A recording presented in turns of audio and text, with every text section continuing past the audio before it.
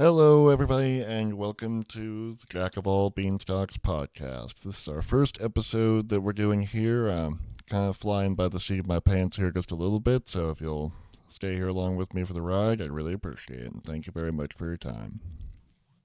Hope it's time that you feel like it's worth spending by the end of the day, or by the end of the hour at least. But I gotta say, I'll admit to you right off the bat, I'm pretty nervous about doing this. Scared might be a better word, but when it comes to being afraid, I've learned a pretty good lesson that I think you can only learn with time, really. And the best example of it was probably recently. Um, I'm a journalist by trade here now, and one of the things that I recently got to do was to go take a ride on a biplane. If you don't know, that's the one where there are the two different wings, where one's on top of the other, and the big bulky engine is right there in the middle with the propeller. And anyway, I recently got to go on the biplane ride, and by the time I actually got to the airport, it's this small little airport out here, and by the time I finally got there, I realized how nervous I was, and somebody else who was also nervous asked me if I was scared, and I said, "Yeah, I'm scared." But then, as I was talking, I realized, you know what? I think that what I really need to do is just get up there, and then as soon as I'm actually up there in the air, I'll be totally fine. And that's exactly what happened. So that's kind of the way that I feel about this a little bit. Is as soon as I'm into it, and I'm able to just relax and not think about it so much. Hopefully, it'll become a lot more natural to me. So that might not happen until I'm so many into this, though. Too, it's just the thing. It's hard to perfect something that you have to. That's the curious nature, I guess, about a lot of disciplines. Is it's all about getting to the point where you don't have to think about it at all. I've learned that actually recently with the guitar. Now that I think about it, I've been practicing some really early preliminary stuff on the guitar.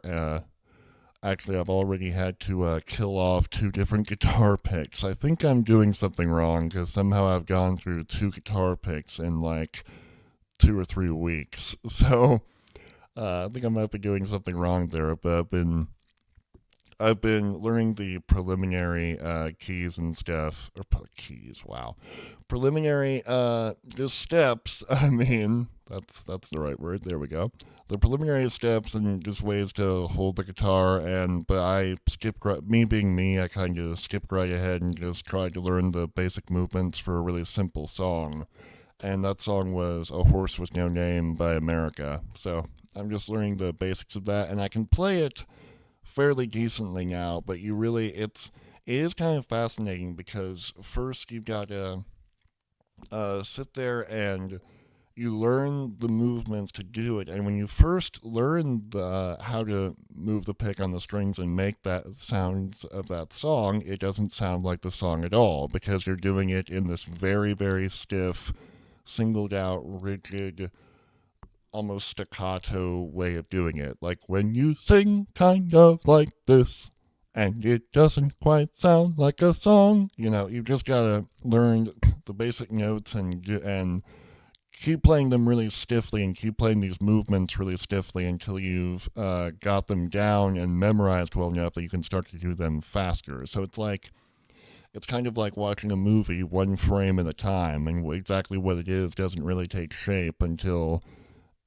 you can just play them all in motion, and you can see, okay, I get what the rhythm of this is now. So it's like playing the song like really, really, really slowly, but then bit by bit, you finally learn, oh, that is how they made that particular sound. And the funny thing about guitar for me is that I feel like it's one of those instruments or it's one of those disciplines where it really looks like anybody can do it. And because you see it a lot like in animated cartoons where every time a guitar shows up, the guy just sits there and he's just like going bing ding ding ding ding ding, and his hand is just moving like straight up, down, up, down, up, down, up, down. And that's the funny thing about it is when you actually learn it, it's like, no, yeah, it's a instrument where every chord is important, every string has got distinctive sounds, and you've got to go up, down, back and forth, like just you're bouncing all over the six strings that you got there. So just you hit one string, you go down over all the rest, and then you pick the other and go down over all the rest. And at first, it feels like you're playing operation because if you hit the wrongs, you can very easily hit the wrong string, or very easily with your other hand be holding down the wrong strings, or one too many, or have one too loose. So you'll suddenly just the slightest. It feels like the slightest difference will create a totally, completely wrong sound, and you wonder how anybody can relax doing this because you feel like you feel like you're just playing operation, and it seems impossible at first. It seems impossible to be something that you can just relax into and do naturally. It's very odd, but eventually you do get to the point where you can do it pretty easily. And for a while there, I've got to get back into it. But for a while there, I'd be doing different things just to pass the time at the end of my day.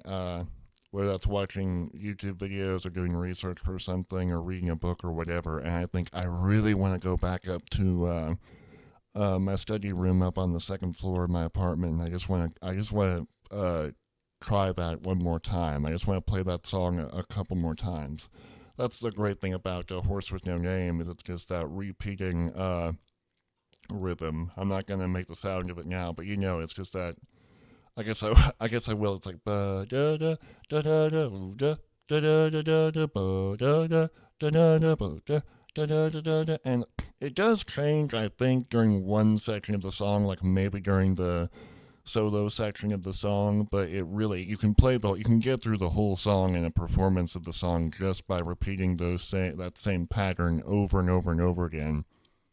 And like I say, you wouldn't think a ton of work goes into making those sounds, but when you're first learning it, it feels like how they say a camel is a horse built by committee. It feels like there are all these unnecessary moves and flourishes. Like at one point, you've got to zip the pick across all the chords, and then quickly bring your hand down to stop all the chords from vibrating at once. That's a ba da ba da da da da. It sounds like you could just go ping ping ping on the different strings and make those sharp little sounds, but it's like, no, you've got to do that very specific thing, and if you get it wrong, it shows, and it's really weird. It's also really weird to have an instrument where part of the way to make the correct sound is to basically slap it. That's very odd, but yeah, you're supposed to like just slap all the chords down so that they finally stop right at the right time, and it makes that interesting sort of cutting noise that really good guitarists can make, and it's frustrating learning that stuff for the first time too, because you feel like you're right on the fringes of being able to do the same thing that you've always seen those people do, and you realize how much work goes into it, and you're like, this is really cool, but now I realize how much harder I'm going to have to work to get even better at it. So it's like affirming and intimidating all at the same time. So, but yeah, back to the biplane thing though. Just once you get up there, you're totally fine. And that was the funny thing about that too, is by the time I've been in there, I'd already been in both little planes that are enclosed and bigger planes at airports, and the biplane was still intimidating because and that's part of the glamour of the biplane, and the reason why people pay to take rides in them still is that there is a unique romance to it. That's what even the pilots talked about, was that romance of how in no other vehicle really can you actually just be kind of exposed to the open air more or less, and you're meant to just reach out your hand and touch the sky.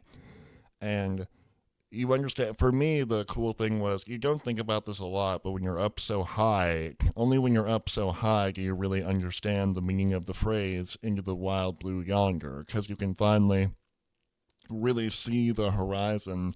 I'm out here.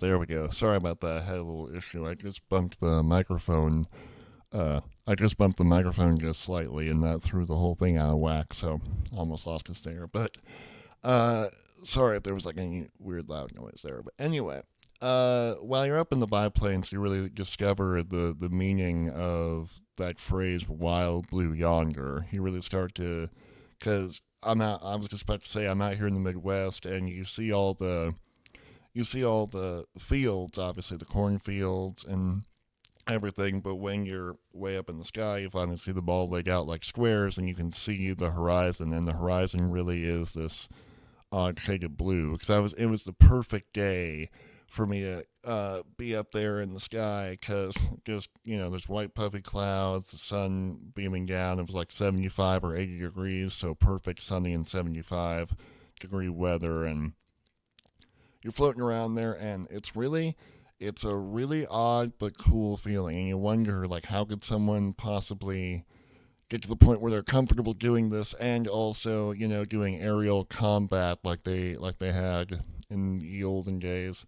That was the other cool thing about it too, is that we were actually flying in a plane from 1933, which you'd think that'd be disconcerting, but on the other hand, at least you're convinced that it will stay. It will stay in the air because it's obviously done that this many times. So why won't it continue with you, right? So you'd be very unlucky if you were the person that happened to. But I kept worrying about that though too. I kept like every time the plane shifted, I would freak out just a little bit on the inside. But I kept that mostly to myself. The funny thing too is I was working while I was doing it. I was there for work, so I thought a cool thing to do would be to see if I could get a video of the at least the takeoff from inside the plane. And I have a camera that I'm given for work, which is really fancy. But the thing is, when you're sitting in the plane, you might be aware of this, but you wouldn't think about it at first. Is that you're in this basically this just air tunnel. There's this tube, this tunnel of air from the propeller and from the wind just blasting into your face if you lean just far enough outside of the actual perimeter of your seat, because it's raised slightly, so it's slightly in front of you, so you can kind of duck down and just look around and enjoy the ride. But if you lean back just far enough, or if you're like me and you're really tall anyway, even when you sit down, there's this wind tunnel that really will do a number on you, and I was worried that the camera would slip out of my hands and bang against the side of the plane, and then we'd be screwed. So instead of doing that with the company's property, I went ahead and used my phone, which was even more dangerous for my phone, but it worked, and I was able to hang on to it just well enough to keep my phone there and get a pretty decent video of the takeoff. Yeah, I was really scared I was going to lose that, though. And the funny thing was, I got out of the plane, came all the way back home, and didn't realize that my shirt had come completely unbuttoned from the wind as well. When you finally dipped down, like the tunnel shifted, so it was finally blasting us full force instead of just getting it occasionally. So I think it ripped my shirt completely open, and it tore the pens that I keep in my shirt pocket totally out of my pocket. So I really hope a farmer wasn't smacked in the head by those falling pens that must have landed somewhere out in the fields out there. But I'm also really mad, though, at the pilot and at the manager of the airport, because they didn't say anything to me, and they let me go all the way back to the office and sit down at my desk before I realized that my shirt was completely undone. The buttons were completely undone. Fortunately, I was wearing a t-shirt underneath, so it wasn't that big of a deal, but it was hilarious, because I just sat there, and that's why I also realized my pens were missing. I'm like, where'd everything... Oh, right. So, like I said, in some ways, it is scarier than you realize, too, when you're in that situation, but the real stuff you gotta be afraid of is the stuff that you can't actually feel. That's the weird things about those situations, is that and regular airplanes are all designed so that obviously you can't really feel the full force of the power that you're dealing with.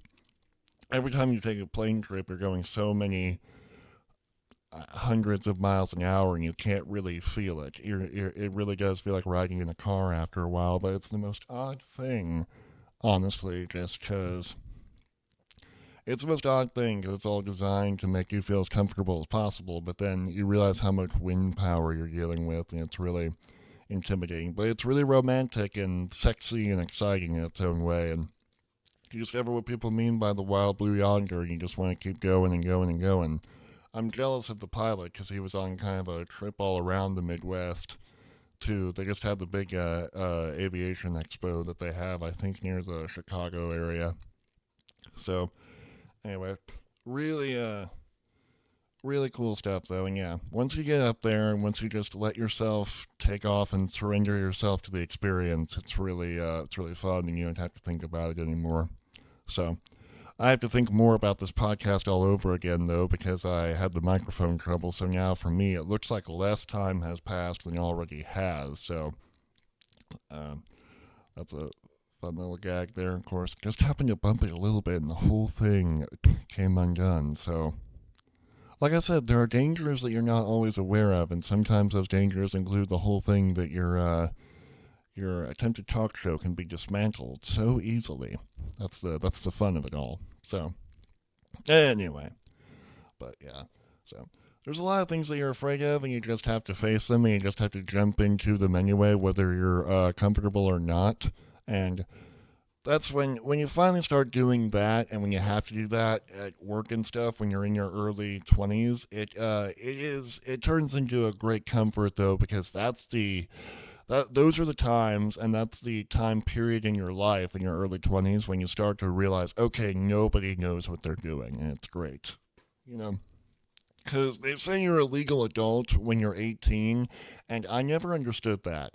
I never really understood any of how you're supposed to be a legal adult when you're 18, because I didn't feel like an adult, and I didn't really feel like an adult when I was 20, but I knew I was an adult when I finally turned 20, because for me 20 had always been the magical age where you have to be an adult, because that's such a big number. You can't not be an adult by that time, if that makes sense. So like, even when I was a kid, in my 8 or 9 year old brain, I'm like, whoa, 20 is really big. And then I turned 20, and I always thought and hoped that some sort of just information about how to be an adult, this mystical guidebook of how to be an adult, would magically be downloaded into my brain. But no, you are still the same old kid, and in many ways you are a kid still, and you have to just keep going. And the only way you actually learn things is by messing up. That's a great thing you learn too. And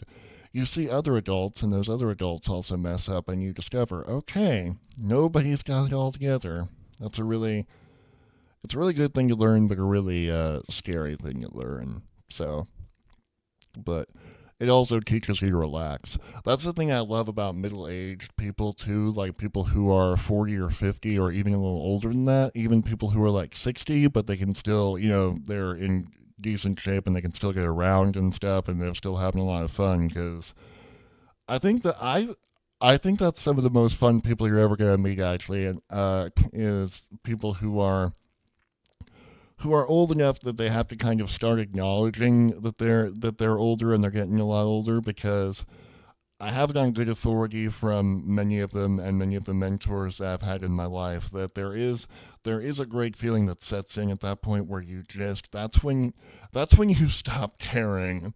And uh that sounds great right about now. For being how old I am, 26 years old, that sounds great. It sounds great to finally, get old enough that you stop caring, I guess, about the little things. And I mean, I'm assuming that what they meant too is, in a way, you stop caring about what other people think of you so much. And I think that's really what the person who I'm thinking of. He was a teacher I had in high school, and he said that. He said you get to be a certain age and you honestly just do not care, so you're not so paranoid about what other people think of you. And you stop having that sense that if you make one little mistake, that everybody's view of you is going to be that everyone's going to judge you and mark you for that one stupid thing you did for the rest of time. That feeling finally goes away a little bit, and you can finally relax and realize that life goes on. Because that's a weird thing about being 26 too, is like it's like I said, how as the numbers start to get bigger, you start to think, okay, I'm really an adult, and everybody for my whole life has told me that your youth and eventually your whole life passes by in the blink of an eye. So if I'm 26 today, that means I'm going to be 50 in what's going to feel like, 12 hours from now instead of another 25 years. So you get really scared of that, and then that's when you start to actually be grateful for the stuff that hurts you, though, too, or for the obstacles that come up. Because when the obstacles come up, they slow you down and remind you, okay, you're thinking big picture, but you've also got to think about these things that are happening right now. And it slows everything down and stretches things out. And as you deal with what you have to deal with and try to solve the many problems that are suddenly in front of you and the many things you suddenly have to worry about, and then you mess some of those things up and you get depressed, or you have victories in those things and you feel really happy and you see how everything changes around you as you keep dealing with that stuff. That's when you really understand that phrase, life goes on. It's just, life starts to go on, it stretches out, and you realize life is very long. T.S. Eliot. You have to say T.S. Eliot after that phrase, life is very long, because he bothered to write it down. But that's when that's what I'm experiencing lately, is it just, it's simple to say, but life feels long and short at the same time. That might be just the signifying thing about this phase of my life, and maybe the phase of a lot of people's life, is that's when, the, like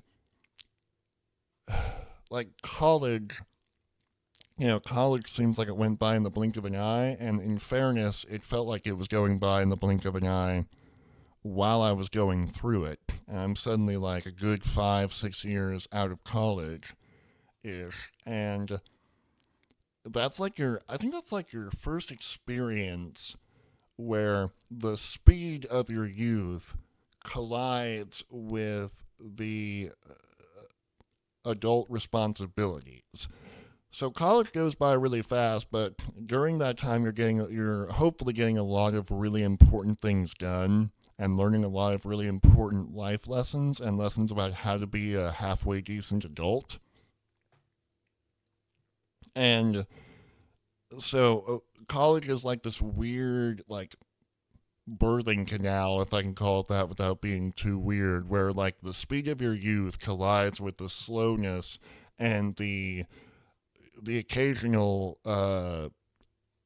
just sludge or quicksand or muck and mud of adult life and molasses, where everything you're just trudging. That's the word I was looking for. It's just a trudge, the dirge. Like you run into the monotony of all these silly, stupid day-to-day things that you have to take care of. And eventually, hopefully, you get to the point where you realize there's an importance in the repetition of all that. There is an importance at getting up at the same time every day and going to bed at the same time every night and being consistent and realizing that over time that repetition does build your life, and it forges you into the type of person that you're going to be. Even as that person slowly changes and locations change, the monotony and the return to the bathroom sink every morning to brush your teeth and go to the bathroom and take a shower, and you repeat that 5,000 times every morning for years. And the repetition builds who you are. And when you're younger, it's easy to go to sleep whenever you want, or it feels easier to go to sleep whenever you want, do whatever you want to do, not really keep much of a schedule, just drag yourself into classes or jobs or responsibilities whenever you absolutely have to. Turn in whatever you need just to pass by and get by in your schooling or any sort of test that you go through. And it's easy to be sloppy that way depending on your circumstances. It's not true for everybody, but I'll be honest, it was kind of true for me, and I learned from that because I learned shortly afterwards that what value there is in that repetition, because I learned that I become very self-centered as well during some of that period. I became very self-focused, where everything was all about me and everything was all about the interesting experiences that I hoped would just happen to me, which, when you say it like that, you see how idiotic it is. But at the time, that was really if I'm being brutally honest, that was really kind of what my worldview was just, I hope something really fascinating happens to me today that sets me apart or gives me that interesting experience that, you know, it's like it's that feeling you have when you're 8 years old and you're 8 or 9 years old, or maybe even a little older than that, if we're being honest. So you're finally, you're accepting that, you're not going to get your Hogwarts letter in the mail, or you're not going to find Narnia in the back of a closet. Those magical experiences you see in Disney movies, or, well, you know what, pretty much just Disney movies now that I think about it. But anyway, those magical experiences that you have, that you think you're going to have, where you get to meet like all of your favorite cartoon characters or all of your favorite action figures, superheroes and stuff. When you think that all of that cool stuff is going to happen to you at some point, and then you get old enough that you finally have to accept that no, that's not going to happen. And then there's a danger, though, with that becoming very self-focused.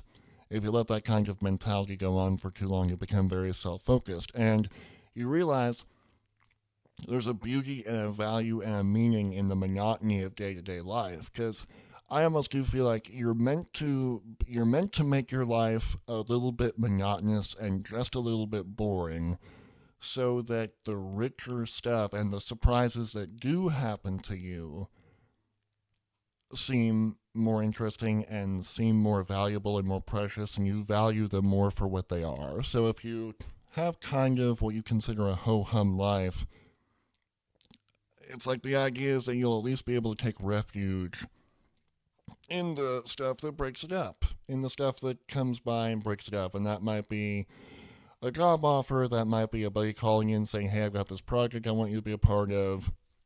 It might be starting a podcast, or it might be just some opportunity you didn't see coming. Or it could be something tragic, if I may, like, I don't know, a big one is like 9/11's coming up again. I actually didn't think about that recently until someone called me and we ended up talking about it just here today, actually. And that's an example of, you've been going about your monotonous day-to-day life, and suddenly something really big and important happens to you and to a lot of other people in one way or another, even if you're just watching it. And then you discover the importance of maintaining a little bit of that monotony and maintaining a little bit of that normalcy, because you need that. You need to just do the little things that it takes to live. You need to do the little things that it takes to get by. And if you don't value that, it becomes easier to cling to things that are really fleeting and the things that are really shallow and meaningless in life. Yeah. There's a great book that I read that really had an impact on me just a couple of years ago, called The Hit. Just The Hit by Melvin Burgess, I think it is, Burgess. And it's kind of like, what's his name? What's the other guy's name? Whatever. The guy who wrote Clockwork Orange, for any of you guys who know about the original book there, the last name of the guy who wrote that is Burgess, but I don't want to look it up just yet. But anyway, Melvin Burgess, I'm pretty sure, is the name of the guy who wrote The Hit. And that book is about a somewhat dystopian future where there are these groups of people rioting in the streets, kind of like a fanatical version of the Tea Party or Occupy Wall Street, and the political landscape looks bleak, and it's just really wild on the streets in really urban areas. But the hot new street drug is this pill that's simply called death, and what death does is, it's kind of like NZT or whatever it is, that drug from Limitless, the series and movie, where it turns you into the best version of yourself. It makes you smarter and more agile and more attractive in one way or another than you have been ever. It makes you your best, but the trick with this is that it will make you your absolute best for 1 week only. And at the end of that week, down to the minute, if not the second, from when you took the drug, you will die. So it sounds like you can never sustain that for a whole book, but it really works. The tagline I've always remembered is "Live the ultimate high, pay the ultimate price." And I'll be spoiling the book a little bit here, obviously, but there's a central character who ends up taking that pill, and just the lessons and the experiences and the ideas in that book really had an impact on me, and I think they have a lot to do with what I'm talking about now, just because, I don't know. There's one really moving passage where the central character is going to sleep. I think he's pretending that he's asleep, but his mom is there. He's in his room and he's pretending to take a nap or go to sleep. He's like about 15, 16, maybe a little older than that. And his mom comes into the room and she kind of suspects that he might be asleep, but also thinks he might be awake. And she just kind of sits down, and puts the hand on his shoulder from behind and says, I forget what his name is, but she just says, "I promise you it's worth it." This isn't an exact quote, this is paraphrasing, but the gist of what she says is, "I promise you it's all worth it. Like, it's all still in front of you, falling in love, marriage, having children, getting a job, going on vacation, having all these different experiences. It's all waiting for you, and I promise it's all worth it. I promise you it's all worth it. It's all still in front of you. It's all waiting for you, and it's beautiful." And I nearly started crying when I read that because I've never, I don't want to give the wrong idea. Like, I don't think I'd ever say I've ever been, like, seriously depressed, let alone suicidal. But I've experienced some forms of depression. And I think anybody who's around my age, like, we've all experienced feelings like I said before, like life is fleeting. You suddenly get this idea that life is very fleeting and that you have a choice between being really wild and doing really stupid or dangerous and exciting stuff and doing being stuck in really boring stuff. And like it's a binary choice between those two. And just to hear what this author wrote about, how the marriage and falling in love and forming a family and just doing all those things that we all kind of, I think, suspect on some level that we're supposed to do or that would be the truest version of life to do, if that makes sense. Like, all those things, it really sells you on the beauty of that. And there's a scene later on where he finally, just after everything the kid's been through, he's only got like 2 days left, and he comes to this profound moment when he's alone in another apartment where he just kind of stands up and raises his arms and looks up at the ceiling and says, "I want to live." And I don't know, I was like 21, maybe 22 when I read that, maybe a little younger actually, I can't quite place it, but anyway. Actually, now that I think about it, I was probably even younger than that. I was probably more like 19 or 20. I can't remember off the top of my head. But yeah, like that just really had an impact on me. And it was technically a book for teenagers, I guess, like maybe 15, 16-year-olds. But it was really powerful and really moving. And I don't know. I've never forgotten that book. I would recommend it to anybody. One more time, that's The Hits by Melvin Burgess. It's just an awesome book. Um, yeah, it's really, but that's the feeling I think that's the real feeling everybody's hoping for and waiting for, is that feeling that life is long enough that you can actually get the chance to enjoy it. And you do, I've thought about this recently. There was a moment where uh, our whole family, me and my stepdad and my stepsister and my biological sister, I think, and my mom, we were all having just I can't remember what the occasion was, but it was maybe it was just 4th of July, but it was some sort of family get together down at our house in Memphis, and it was kind of a pool party because we were living in a pretty nice house. It was down in Memphis, and we were there in a pool on the back patio.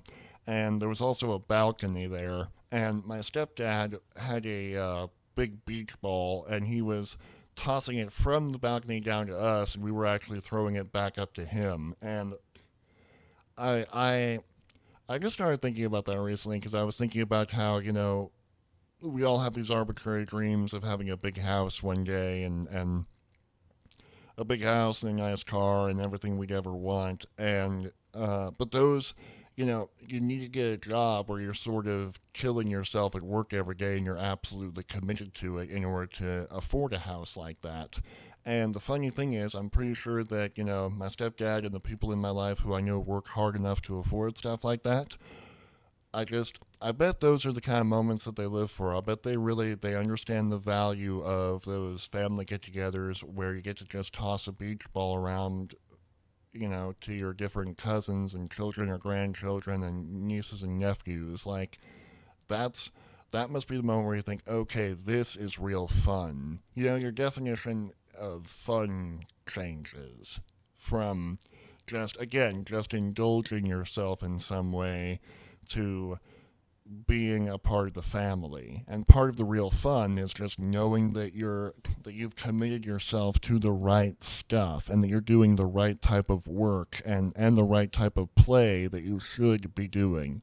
You're with your family and you do have nice things that you've worked hard for, but you're able to really enjoy those things with other people. And my stepdad is about 50 now, and that just ties into what I was thinking before. By the time you're 50, you don't care, and you hope that you don't care about the little things anymore, and you hope that you've worked hard enough to enjoy the things that you've earned, and your definition of fun and your definition of making it has hopefully changed to something that's very healthy. It's that, you know, I hope everybody knows what I'm talking about. It's that feeling of healthiness and that feeling of just rest and that feeling of being at ease with, like, yes, everything is good now. Like, everything is okay. Like, at least in terms of me and the life that I'm living, right? Like, I did everything. I'm doing everything I need to be doing.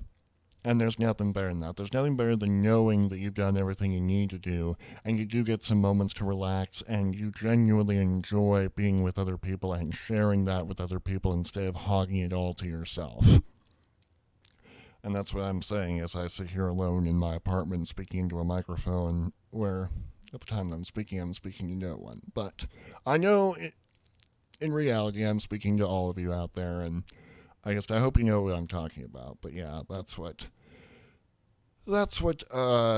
just part of what you're dealing with as you go through that when you're this age and you're thinking about all those different things. So you hope that's gonna be worth it in the end, and you hope it's all gonna work out, and you hope that you're gonna be able to use your talents and your skills and apply your talents and your skills also in a meaningful way, because that's the thing too is you just get stuck in this feeling of when you're this age. It's like you start to it starts to feel life starts to feel like a series of binary choices.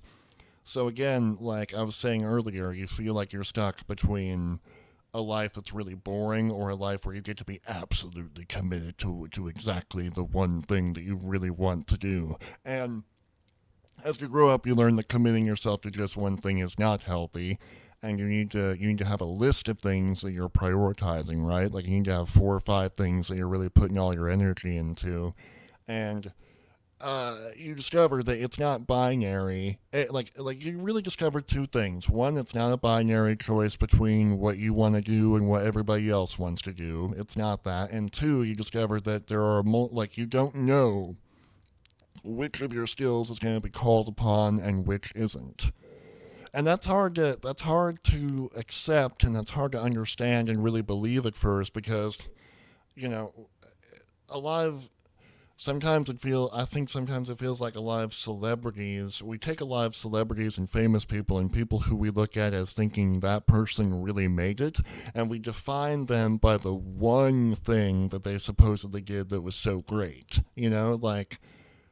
I don't know, like Stan Lee, he was really great at like just creating comic book characters and telling stories. So you think that if you want to be as good as him, you've got to commit yourself to doing that absolutely. Or Michael Jordan, well, obviously with basketball, like he was absolutely committed to just basketball, and that's the only thing he ever really did well in his life somehow. That's the idea that creeps into your head. Like, I have to be totally committed to basketball and absolutely nothing else. And to be fair with Michael Jordan, that's probably the case. But I've also looked at other examples. I'm kind of a documentary junkie, and I watched this really great documentary on Guy Vernon. That's Dai. That's his first name. Davernon. And there's actually a discrepancy about whether to call his name Guy or Day, and he famously, when asked that, said either or either. So, he was a world class magician. People who are really hyped about being a magician know of him. And his nickname, actually, he was so good. He was kind of a prodigy. So even when he was like, I don't know, anywhere from 8 to 11 years old, people were calling him the Professor, and that name stuck with him his whole life. And the story goes he was just shown a book of magic tricks one day, and he committed himself to memorizing every line of it, and just became an expert world class magician even when he was still a kid. He was known as the man who fooled Houdini at one point because he fooled him with this simple card trick that had Houdini mesmerized. And um, but that's what there were interviews with his relatives. There were interviews with his sons. Um, at least one of his sons who said like he was kind. He was not because he had a wife and a family, and he did all the like I said he did all the stuff that you're supposedly supposed to do on in one sense. But then in this interview with his son says, he wasn't a bad father. He wasn't abusive. He was kind. He would indulge like certain things, but he was really deep down, he was just utterly unconcerned with anything that didn't have to do with perfecting his magic skills for some reason. And I mean, for his whole life, and there's this part at the end where he was kind of a feeble old man near the end of his life, and he finally got to the point where other people needed to take care of him and he couldn't live on his own anymore.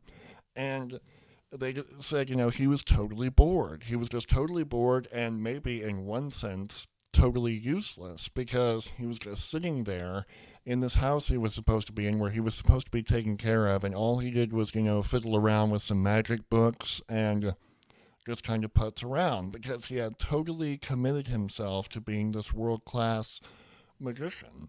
And he had nothing else. And sadly, I can say I kind of know some relatives, even, or some friends, and people who I know of in my life who are the same way. They've totally dedicated themselves to the one thing that they think they need to be good at, or they've totally dedicated themselves to themselves. And they haven't been considerate of other people. And, you know, it's a hard lesson to learn that your life doesn't magically become a Christmas card just because you live to be older. And I just, that's what I'm talking about with him, not having anything to do once he got old and had to be taken care of by other people. The only thing he could talk with them about was magic. And the only thing he could talk with them about was the stuff that he wanted to think about because he'd been doing that his whole life. And he'd been, in one sense, living for himself his whole life and committed to just the one thing. And so, it's a difficult thing to navigate, I think, when you're this age, probably because you're trying to find out how to live a balanced life. You're trying to figure out how to balance all these things, and no one can really tell you exactly how. I mean, people can give you all kinds of advice, and maybe it's really good advice, and maybe most of it works, but still, no one can necessarily tell you exactly how to make life work, and to balance all those things, because no one else can sort out your priorities for you. You have to make your own priorities, and I mean, you decide how much they matter to you. So you're the one who builds everything. You know, you're the one who builds what your life becomes in that sense. And even if there is a certain amount of chaos, like you're the one who does decide. I really do believe that. Just you're the one who decides those things. And it's, you feel like when you're at this age, I guess you feel like you have to do that. You have to make those decisions and arrange all of that while the clock is ticking, right? So you see all these motivational speakers saying, get up and do that thing you really want to do. Just do it, just do it, just do it. And you think, I want to just do it, but I also want to be smart about it. And I do want to be considerate of other people. And I do want to figure all these things out. And like it's just, you know, you feel like you have to do both of those at once. So you feel like you're being told to sit down and plan and get up and go all at once. You feel like you're being told to do two fundamentally opposing things. And that's what gets really difficult. But I think the almost Zen-like thing that you're supposed to discover is that you can sort of do them at once. Like there's three factors at play. There's the preparation, there's the action, and then there's the inspiration that just comes naturally. And that comes from, again, the repetition, the living your life one day at a time, because you don't know what you're going to do, and you don't know what's going to happen the next day, and you don't know what you're going to become. So you gotta have enough uh, trust and confidence that it will work out and that some force beyond you will allow it to work out. That's why, if I'm sharing personal stuff here, that's why I have a I really don't understand atheists and I really don't understand certain belief systems because I feel like they're in danger of of encouraging a person to behave as if they are the only one uh, is as if they are they as if their only concern in life should be themselves on some level. Because you have to start believing that there's a power greater than yourself in the world, and that that power is taking care of the universe, and that the universe will be okay. So you can take the time to figure yourself out. You know, don't be afraid that the sun's not going to come up tomorrow. Don't be afraid that something really bad is going to happen that's going to completely derail all your plans. Because something might, but you'll be able to do whatever you want to do or whatever you need to do as you work your way through that. And what you want could change anyway. So don't be afraid of change from the outside of you. Don't be afraid of change from the world because you're going to change as well. Life is change in that sense. So don't focus on being the head honcho. Don't focus on just controlling your own little universe, doing the one thing that you want to do, or even the two or three things you want to do. Learn to embrace life while you're chasing your dreams. Learn to give life a hug while chasing your dreams. And trust that some force greater than yourself is running things, because you certainly aren't running things, and you certainly don't understand the universe. And you're never going to. That's one thing you have to embrace, is there are certain things you're just never going to know. You know, it's like the way we look at certain people in history. We think certain people in history are dumb because they didn't know certain things that we now know and take for granted. You know, how many years did humanity go by before anybody fully understood or understood really anything about germs and bacteria or DNA, right? And we think those people are dumb, and yet it feels like if those people could talk to us, they would say, well, at least I got off my butt and I did something with the time that I had, right? You know? They did something with the time that they had, and that's what's important. Knowing everything first is not important, because if you wait for that, you're never going to do anything. You're never going to get off the couch. And if you also worry about it being perfect, you're never going to get off the couch. So just do it, and that's like the one area of life where where it's okay to just kind of jump into something and embrace the potential consequences, you know? You have to prepare certain things, especially when you're working for other people, and it depends on the circumstances. But if we're talking about chasing your dreams and dealing with how to balance your life, do it as you can do it, from your experience, and don't worry about emulating someone else's experience too much, and don't worry about what might happen tomorrow. Just allow yourself to be free of yourself in that sense. Allow yourself to be free of your own anxieties and worries, and trust that something bigger is taking care of the bigger stuff that you don't understand, because that's the only way people have gotten out of bed in the morning for since the beginning of time. That's the only way people have. Otherwise, there's no point in any of it. There's no point in going out and doing anything. Yeah, we forget that because of the luxuries that we have too. Because sometimes it feels like we live in a society where we really don't have to do anything, and that's scary. That's scary. I feel like that's what some people are coming to almost believe, and I don't know. I don't know if it's a 1%, 99% thing or not, totally, but it really does start to feel like if you really have certain beliefs about inaction and about the meaninglessness of it all, you gotta remember to think about the fact that you do need certain things just to live, and how if you had to work, if you had to spend more of your time working just to live, you'd understand how it's not such a useless thing to get off your butt and start doing things before you understand the whole picture. You know, sometimes you gotta really be knocked down in order to do that too. Something devastating almost has to happen in your life before you're even capable of doing that. And that's what's scary. But I guess it's like the biplane thing too, right? You're scared until you're finally up in the air and you can fly off into the wild blue yonder and enjoy the ride. So, I don't know. That's my profound thoughts of the day, I guess. I hope you guys enjoyed this first show. This has been the first installment of the Jackovol Beanstalks podcast. So, hope you guys enjoyed it. I really appreciate it. Thank you very much for listening.